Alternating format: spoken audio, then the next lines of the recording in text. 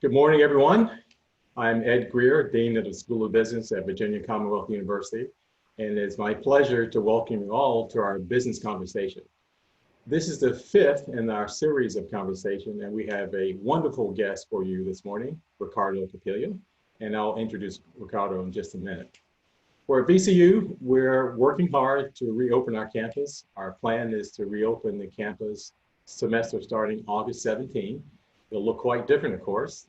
Limited classes face-to-face. We'll do online via Zoom, this technology that we're using this morning. And I know many of you are used to using Zoom, but a bit of a housekeeping before we get started. Many of you have submitted questions already, and we'll try to get to most of those questions today. But there is a chat feature in Zoom as well. So if you have a question, please submit it via chat, and we'll try to get to those questions as well. Excuse me. Well, this morning we have a wonderful guest, as I said, Ricardo Capilla. And Ricardo is a true Ram through and through. I don't know if I would call it Ram squared, Ram quadrupled, and I'll tell you in just a minute why I say that. Ricardo was a VCU School of Business graduate. His undergraduate degree was at VCU, and so is his master's from VCU. But he's also a star soccer player. He was an All-American, Rookie of the Year when he first came out into the pitch at VCU. So he's, I think, being an athlete, that competition, and also rigorous academics have served him well in his business career. Now, when I say he's Ram squared and Ram quadrupled, I'll tell you why I say that. His family are great Ram supporters also. He met his lovely wife, Andrea, at VCU. She was a star tennis player as well. Competition there, friendly competition, I think. And here's why I say there's competition in the household there. Ricardo speaks 3 languages. His 2 children speak 4 languages, and his wife speaks 5. So Ricardo, you got to catch up a bit, but we'll talk about that later. But it gives me great pleasure just to give you a little bit of background on Ricardo. He now serves as CEO for Airbus Mexico, a huge job. But he started his career in marketing for XL Water in Virginia, and then he moved back to his hometown of Mexico City to start his very long career with Airbus Corporation, working in the helicopter division. He had wonderful opportunities, and he earned those, of course, and he had the opportunity to move to France with the helicopter division. The office of France is where the base of the helicopter division for Airbus. But there, variety of jobs in supply chain, strategy, et cetera, but he had the opportunity to work as the chief of staff of the CEO for the entire corporation. So wonderful job, wonderful opportunity, which led to him coming back to Mexico to lead the helicopter division in Mexico. Now, not only does he do that, he leads the entire Airbus operation in Mexico. So a fantastic job there, CEO of Mexico Airbus. So I will turn over the screen, the Zoom screen, over to Ricardo right now. He'll give you a little bit of introduction. We have about 45 minutes, as I said, so we'll try to get to as many questions as we can, but we're so pleased that we could bring Ricardo here to you. He's a great friend, personally, and of VCU, and so we're so happy just to say, here you go, Ricardo. I hope things are going well for you in Mexico City. So turn it over to Ricardo. Hello, Ed. Hello, everybody. Ed, thank you very much for the warm welcome. I'm very humbled and honored to be speaking to the VCU community. As you said, VCU is in my heart. It's my alma mater for all kinds of reasons, academics, sports, and also family. It's been an interesting experience since I left VCU and the US. And I'm very glad to also be able to give back a little bit of the knowledge that I've acquired to that community. I think that what I would do is that I would try to give a little bit of context of what's going on in the aeronautical industry. The title of this conversation is Navigating the Aeronautical Industry in Turbulent Times, and we are in turbulent times, to use the words for the industry.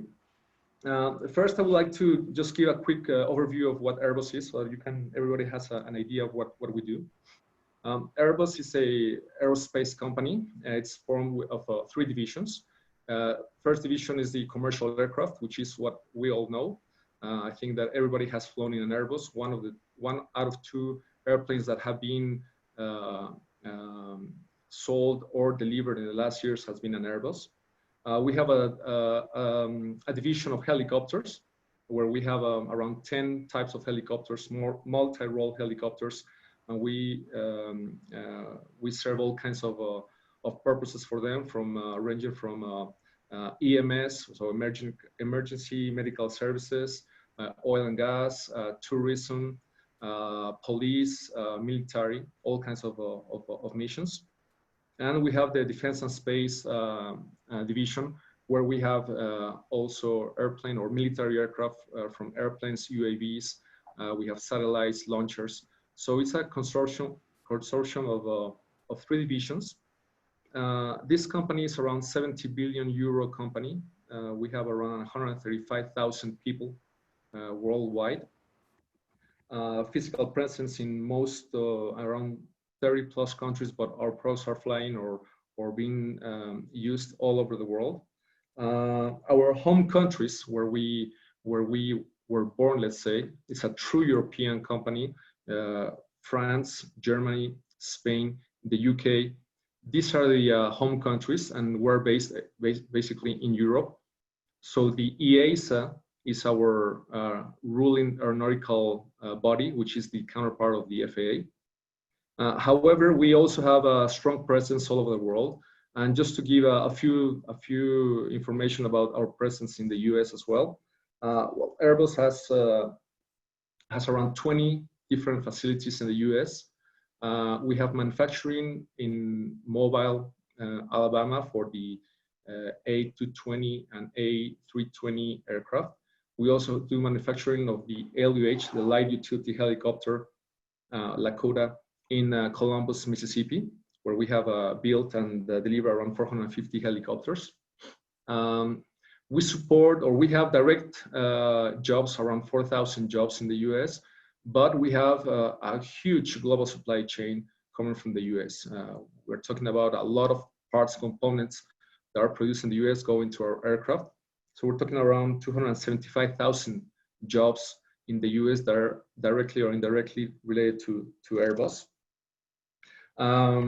So you can see that Airbus has a huge footprint in the US, although its roots are based in Europe. So that's just to give a quick overview of the size of the company and what it represents. And I think what it would be interesting for the audience is to understand what's going on in the industry, what's happening right now, just to have an idea of the impact that this crisis has been hitting. Now, I have to also remind everybody that we're in the middle of the crisis. So a lot of the things that we are talking right now are changing constantly. There's a lot of speculation, so I have to be very careful as well not to speculate wrongly. So I'm going to be careful with my words, but I will try to shed some light also for the audience to understand the industry, and to also ask any questions if they think they might need more precision. So this has been, or is, the gravest crisis that the industry has ever seen. We're going to look at some of the other crises, but just to give you a bit of idea. Around mid-May, we're talking about that 90 to 95% of the flights completely dropped compared to pre-COVID. Domestic flights are down around 70%. Airports are being managing 90% fewer flights. We're talking about last year we had, or the airline companies had, around $800+ billion of revenue. Right now, the IATA is thinking that this year was going to be a drop of 50% of that. The aerospace or aeronautical industry holds around 25 million jobs. And we have to be careful about the risk on the supply chain. To give you a quick idea, we had around 21,000 aircraft flying before the crisis. At the core of the crisis, we were down to 7,000 aircraft. So from 21,000 went down to 7,000. That's a huge drop. We've seen in the past years, in the past decades, that the aerospace industry or the airline industries have grown around a rate of 6% per year. So basically around 15 years, you would double the fleet every 15 years. And this has been, let's say, constant throughout time. Although we went through different crises. We have gone through the oil crisis in the late 70s, early 80s. We had the Gulf crisis in the mid 90s. The Asian crisis, let's say the of 95, 96, remember the Tiger crisis. We had the 9/11 crisis. We have the SARS crisis, which is, let's say, also was an epidemic in Asia. And then we also had the financial crisis in 2008, 2009, the subprime crisis. And we've seen always that the industry, or let's say, went down, but recovered as well. And these times we see 50% drop for this year. So you can see that it is a very strong crisis. Although we have 3 divisions with a lot of activities in there, and it's good to be diversified. We also see, or we know that the commercial airline is the bread and butter for our industry. Here we see different types of airlines. We have the flag carriers, which is some of the carriers that are kind of state-owned around the world. We have the large listed groups of airlines who are, like I said, listed, and they have around 9,000 of those airplanes in operations. Then we also have the entrepreneurial, so the low-cost carriers, ultra-low-cost carriers that are smaller companies that are entering the market. And we also have a segment that is very important, which are the lessors, which account for around 60% of the fleet, the lessors that lease to those carriers. With this crisis, all of the companies have had to adapt. Some of the things that, or some of the topics that we look at as an industry is, the first thing is to make sure that the health and the safety of our employees, of our clients, it's ensured. That's the utmost important. If I have to think about or speak about the 3 most important things for our industry, for us, it's safety, aircraft security, which is a different topic, and health. The health of our employees, the health of our passengers, the health of our clients. So right now we're talking about health and safety as the paramount topic for our industry. Right now also companies have to make sure that they financially stay strong. So meaning this is a cash crisis. We have to make sure that cash is contained, that there's no outflow crash when activities stop, to be able to hold, to wait until activities go back again. When I talk about this, of course, companies will have to look for ways to get liquidity. And then there comes the institutional support. We've seen all over the world, I would not say actually in all over the world, but in some of the major countries, and we're talking about the US, about some of the countries in Europe, like France, Germany, that they have given stimulus packages for the industry. And we're talking about billions. And the US is 25 plus 25, so around 50 billion. In France, it's around 15 billion euros. In Germany, around the same. And this is to support the whole industry.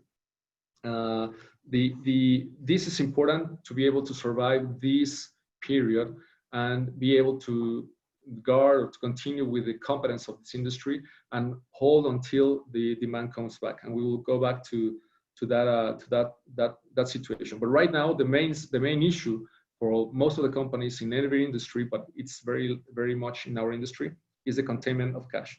So we need to we have to implement decisions on operations. We have to look at, for example, the production rates, depending on the demand that will come, see how we adapt those production rates. We have to make sure that we're talking with our customers and with suppliers to make sure that we have a balanced end-to-end global supply chain. And this is where also some of the governments intervene. We have to secure the liquidity as an industry. We have to stop all the non-essential cash outflows. And we need to start as a company or as an industry looking at how we go back into operations. So return to service of all the aircraft. And this is the main question, right? So what is going to happen? When are we going to go back to pre-COVID levels? And we see here that we have three main issues. We have a health risk management issue, so people making sure that we have contain that. We also have the traveler mindset. How do people feel about traveling again?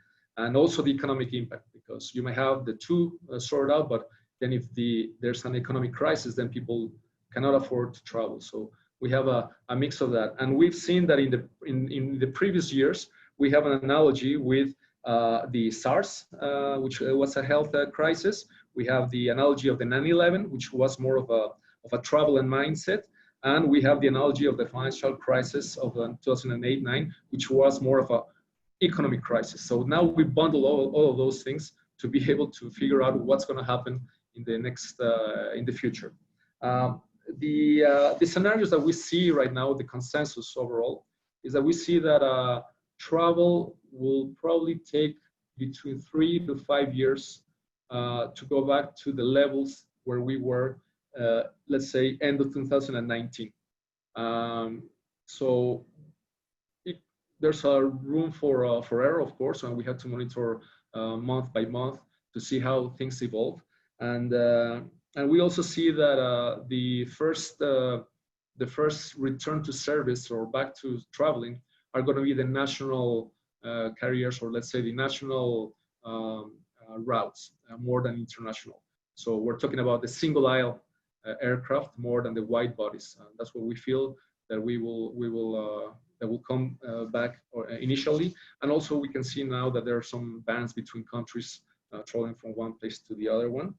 And I would say that this is more of a consensus around the world about how to go back or how to prepare for coming back to pre-COVID-19 rates. So the best estimate right now we have is 3 to 5 years. So that's a little bit of the, let's say, what we see as an impact on the industry and how we can think that we can go back. I mentioned already that the governments have supported, and I believe that governments are very, very important and very useful in these type of times. It's important to let the private companies to perform and to compete and to be healthy. But when we have a situation like this where it's not at fault or the fault of airline companies or the industry to have such a situation, then that's when we need the support of the government to be able to hold some period of time to be able to rescue this industry. So I think that we've seen good messages in this sense. Unfortunately, not every country can actually afford to do so. So this is a worldwide thing. This is a worldwide issue. It's not only a localized or a regionalized situation. And I cannot think of a more global industry than aeronautics. So when we look at this, of course, then geopolitics come into play. So it's very interesting to see how geopolitics play in this, whether it's one country supporting an industry, and then we also start seeing some trade wars or tariffs being imposed. So of course, this is part of the nature of the industry, and especially because these are essential industries. And if you think about it, one of the industries that didn't stop to continue working, although for a little period of time to adjust on the health conditions, it was the aeronautical industry. It is an essential industry because of traveling, but also because it serves for defense, security, for rescuing. So it has a very humanitarian aspect of it. One of the things to go back to fly, the industry as an end-to-end has to make sure that we provide the peace of mind for passengers to go back into flying. And this is not only an aircraft topic, it is an end-to-end from the moment that you reach the airport all the way to the moment that you exit the airport of destination. In our let's say the most direct influence that we have is the aircraft, of course, and one message that I want to pass also is that we have in our aircraft something called HEPA filters. HEPA stands for high efficiency particulate arresters, which means that 99.9% of all the material particles, viruses, bacteria that are in an aircraft are filtered through these HEPA filters. The way it works is that you have air in the cabin that is being recycled or recirculated through the cabin. 50% of it is recirculated, the other 50% is going out of the aircraft, and the other 50% is coming out from the aircraft into the aircraft when we're flying at a high altitude. So that means that every 2 to 3 minutes, the air in the aircraft is cleaned. And the way it is done is the air is going through the air conditioning system, who goes from the top of the aircraft, and it goes down to the bottom of the aircraft. So there's no oscillatory movement, let's say sideways movement of the air. It goes all the way down, and then it filters. And I would say that we have seen that these filters, or this system, has the same grade as operating rooms. When you look to medical operating rooms, it has the same conditions. In operating rooms, it's every 10 minutes. Here, it's every 2 to 3 minutes. But it's a lot of peace of mind. It's a lot of being able to convince passengers to feel safe of flying.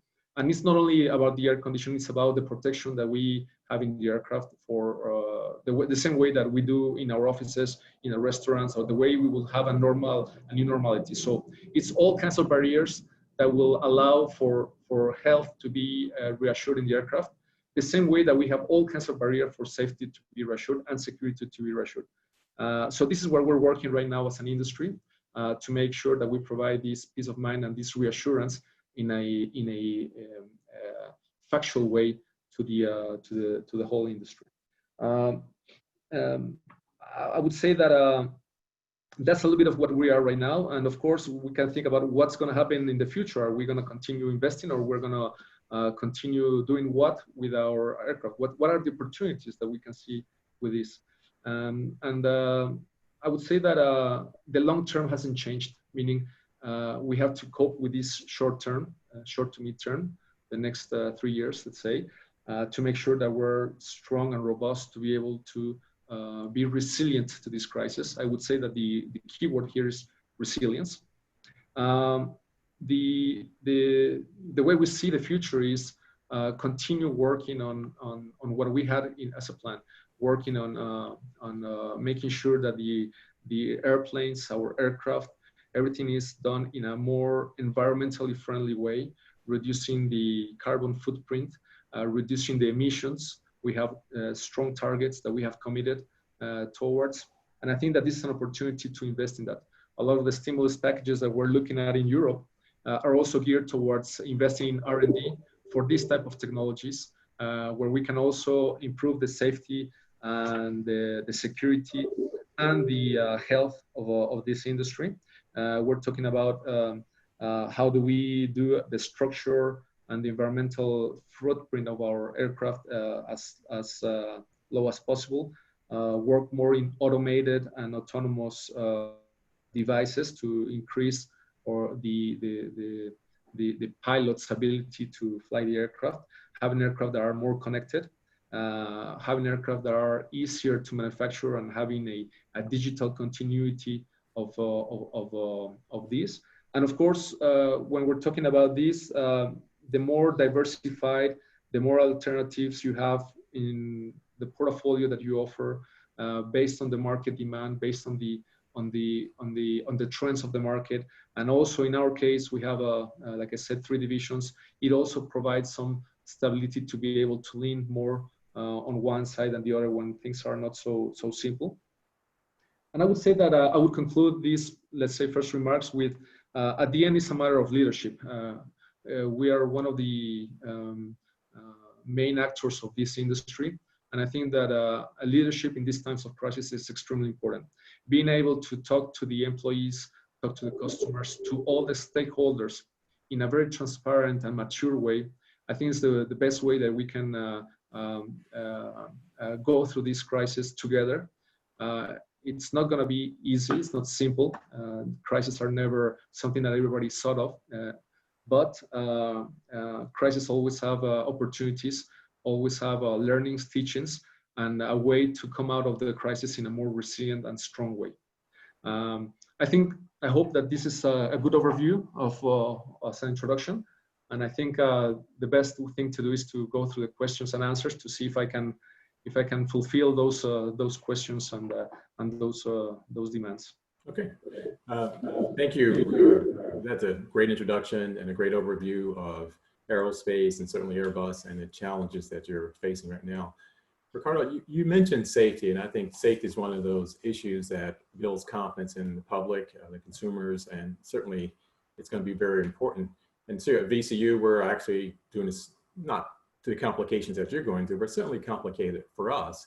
How do we bring students, faculty, and our staff back to campus safely? And we have a wonderful medical system that, medical team and our medical campus is helping us to make some decisions. How are you measuring that consumer confidence right now as far as safety? Is it safe to fly? Now, certainly the airlines have a big part in that, but you as a manufacturer of planes and helicopters, et cetera, how are you working with the airlines to make sure that you can convey to the public that it is safe to fly again, which will help obviously from a business standpoint and intermediate and long term. So can you talk about that a little bit, how that works with the airlines just a bit? Yeah, I think that what I said before is I cannot stress enough. Three priorities for us is safety, aviation security, and health. Health or safety, you know, when we're talking about safety, it could be aircraft safety, flying in the aircraft that is a safe aircraft, and flying in an aircraft that is healthy.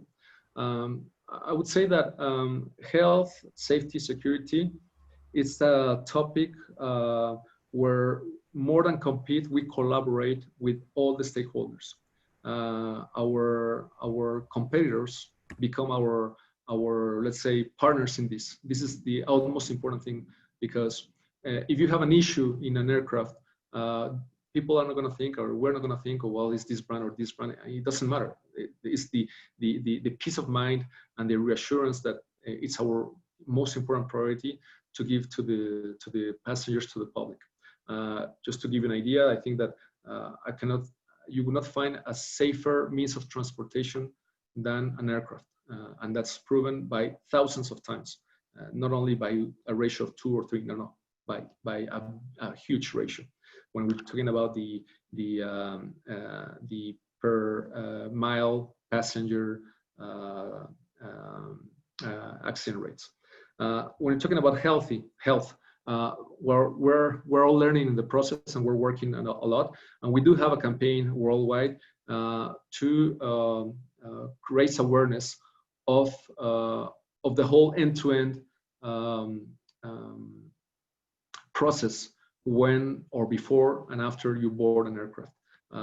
Like I mentioned, I think when we're talking about the aircraft itself, I think we have, before the crisis, we already had worked on this at the highest standards, of course, FAA, EASA approved. And like I mentioned, the fact that you have an aircraft that has the conditions of an operating room, it tells or speaks so highly about how healthy it is to fly in an aircraft. I would say that the more we as an industry work together from the moment that the passenger is going to access the airport, the filters has to go through in terms of health, not only in terms of safety, but in terms of health, and boarding the aircraft, and the way inside the aircraft we sanitize the aircraft, the materials that are used to be able to have more peace of mind on these things, the way we communicate the HEPA filters, the way we serve food, the way we go or allow people to move in the aircraft.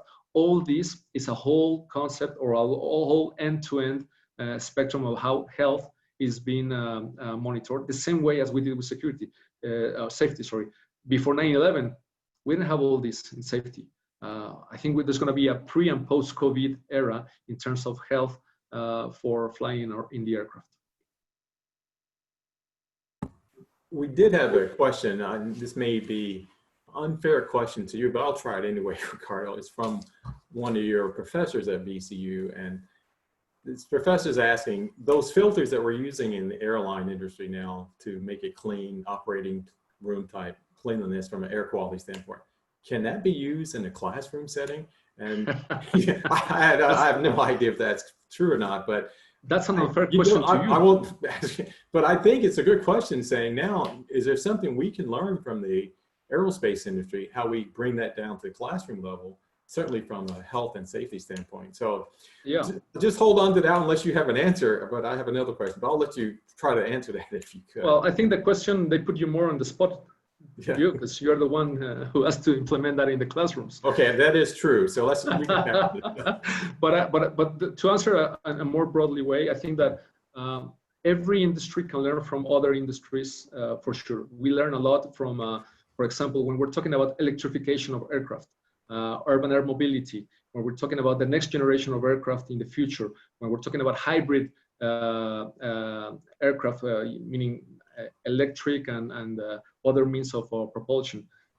We learn from the automobile industry, which learns from the cell phone industry. So every industry can learn from every other industry. And of course, when we're talking about health, of course, the health industry is the main role player here. So when we're comparing our aircraft filtering system to the operating room, is to have a benchmark comparison for people to understand what kind of a level we're talking about.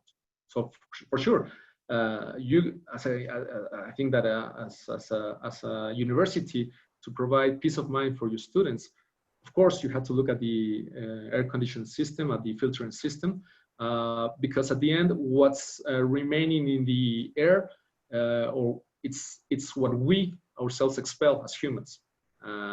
So we need to continue filtering this. Okay. Well, just come back to you mentioned the competition globally, and certainly Boeing's your competition, but you mentioned that from a consumer standpoint, many of the consumers are not, this is not to say they don't understand, but there's probably, how do they determine between the 737 versus, I think your A220, whatever it is, the single aisle planes. Can you talk about that, maybe the collaboration between the competition, Boeing, let's use Boeing, that's probably the biggest competition, and how that is helping the industry get back on its feet during this crisis?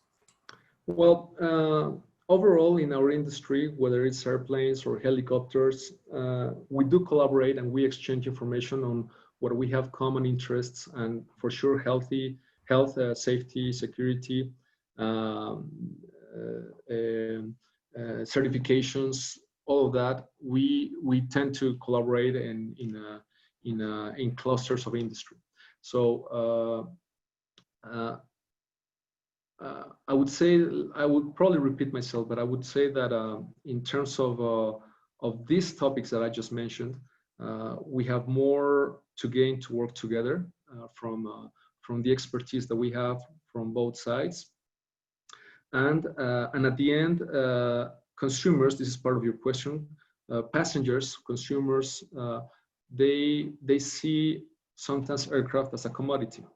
An airplane, unless they're passionate about the industry, they would probably not look into the flyer to see the specifications of the airplane and who the manufacturer is. If you ask, 20 of your acquaintances, maybe one or two would actually tell you what airplane they were in. And this is a good thing. That means that it's a commodity, which means that people have already, for them, it's normal. It's to fly. It's a normal thing to do. It's something that should not be in the back of their mind. They should always be thinking about other things when they're flying, or what aircraft they're flying. Of course, us as Airbus, we are very proud of our brand. We're very proud of our products.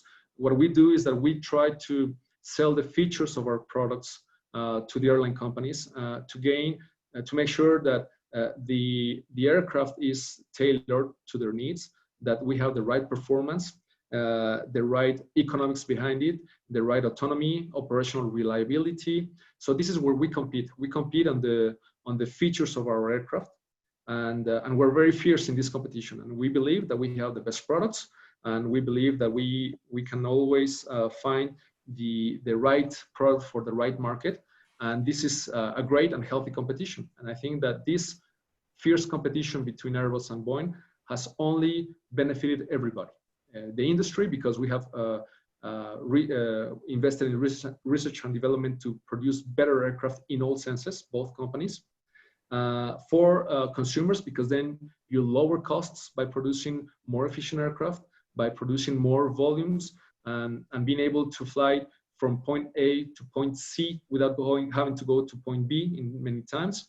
So I think that the competition that we have seen between Airbus and Boeing has been the best thing that can happen in the aerospace industry and world, for the benefit as well to the end consumer, which a few decades ago, it was very complicated to have a lot of people flying because of the economics of it.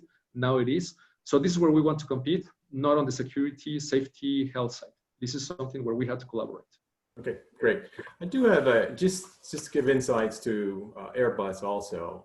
Certainly, I think it's about a 50-year-old company, and it started in Europe with not just one country, you know, France, Germany, the UK was involved. Can you talk about that as part one? And part two to the question, when it's global race for economics, et cetera, can you talk about the footprint of Airbus in the US and how that globalization has helped not just the European economy, but also the US economy?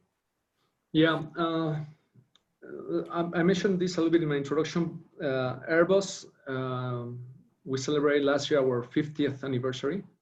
We started as a consortium of different national champions in Europe. And we decided that we would be stronger as a one block, having a champion for Europe. And this is how Airbus was born. Before the company's name was EADS. Now we changed to Airbus, is what everybody knows. And this company has its let's say home countries, what we call, as France, Germany, Spain, the UK. Recently, we also purchased 75% of share of the Bombardier A220, which was called before the C series, which is Canadian. So that's also something that we're very proud of, and I think we did it was a good choice. So yes, our main roots are European, and a lot of the culture of the company it's based on that roots. And you can see that there's a lot of benefit from diversity. Inclusion, diversity is very important. And when we look at the company where you have multifunctional teams of French, German, Spanish, UK, and other countries as well. I'm Mexican as well, so you can see that I'm also part of that culture, even though I'm Mexican. The output of that is it's amazing. It is more complicated at the beginning, maybe because of the cultural differences, but then the output is amazing, and the output or the result today is called Airbus. Now, it's not enough. I think we think that it's also important to be seen as a local player, a local partner, a local company. And the best way to do that is to invest. And to give you this example, in the US, we have a footprint that, like I said, I have 20 facilities. In the US, we produce, last year, we produced around 50 A320s for the year. The A320s are the single aisle, is the, let's say, the most sold airplane for Airbus. And we also integrated the final assembly line for the A220. The A220 is the one that we bought from Bombardier. Also in Mobile, Alabama. So these two final assembly lines are in Mobile, Alabama. In Columbus, Mississippi, we got the light utility helicopter production. And this is all to serve the US market. And we have also invested a lot for the global supply chain, like I mentioned before. So this means that Airbus is a local player. And we also have other production sites in different places of the world. And it's extremely important for, even though the local clients, the local authorities, they know what the background of Airbus is. It's very important to be seen as somebody who contributes to society. And this is what we're trying to do worldwide. And when we say that we have 30, let's say 30 plus sites worldwide, it's not only sites, it's subsidiaries where we invest. And of course, the size of the market makes a difference. The US is a very strong market, very demanding market. And part of those demands are what we're doing there. So what we try to say is that the more global we are, the more international we are, acting locally, we think that this is the key for success. At the same time, you have to balance the global supply chain. You cannot be all over, because then you have to look for economies of scale. You have to look for the best cost countries. You have to look for the best engineering countries, the best production countries. At the same time, you have to look into access to market. Some countries, since they are state-owned companies, sometimes they request to do certain investments. So you also have to do certain investments. But what we've done in the US, as an example, it was a pure strategic decision to be more and more seen as a US company. And I think that has paid off. Our market shares in the US are quite high, are in the 50s or above, depending on the type of products. And I think that we can be proud of also having our local national employees leading this. The CEO of Airbus in the Americas, Jeff Needle, it's of course a US citizen, and he's doing a fantastic job to make sure that this what I'm saying is heard of, and also the local executive management team is doing this. So I think that this is one of the strengths of Airbus, in my opinion, which when we're going through crisis makes a huge difference. Okay, well, we're almost out of time, but there is one question. Again, it may not be a totally fair question, but I'll ask you anyway. It came from someone through Zoom chat. If someone's interested in the airline industry, I think specifically being a pilot, what is your advice? And if you can answer that question, we'll close up with that question. Yeah. Well, we gotta look at the short term and the long term. Of course, when we're talking about short term, we are all anxious. Crisis creates fear, creates doubts, and that's a human normal behavior, and it's understandable. But when we look at this industry and we're looking about careers, when you mentioned pilots, we believe that this is going to be, when we look at it in the 20-year period, this is going to be hopefully a V. It may be a U, but not so prolong the U part, the bottom part of the U, situation or crisis. But when you look at it at 20 years from now, we already had a big shortage of pilots. We're talking about a need for the next 20 years of around 550,000 pilots, whereas today we had around 200,000 pilots trained. So you can see the big shortage that we had. Of course, in the short term, there might be a little bit of less of a need. And so this is something that the airline companies have to sort out. When we're talking about the long term for a career, we believe we'll recover. And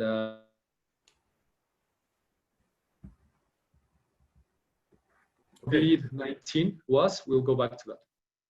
Did it get cut off? Well, we're good. So it's just a small glitch, but I think we're fine. And we're out of time, unfortunately. Well, the last thing I didn't get to, I see the helicopters on your shoulders. And my sons were telling me as I was preparing for this, ask him about the Airbus helicopters in the Tom Cruise movie. But we'll save that for a later date. And so I'll probably see you on the big screen flying one of those helicopters, I hope. Ricardo, thank you very much for your insights and spending the time with us. We really appreciate it. And we hope to bring you back to VCU campus soon. Thank you very much, Ed. Thanks to everybody for having listened, and appreciate the opportunity. To the next time. Okay, great. Thank you. Bye-bye. Bye.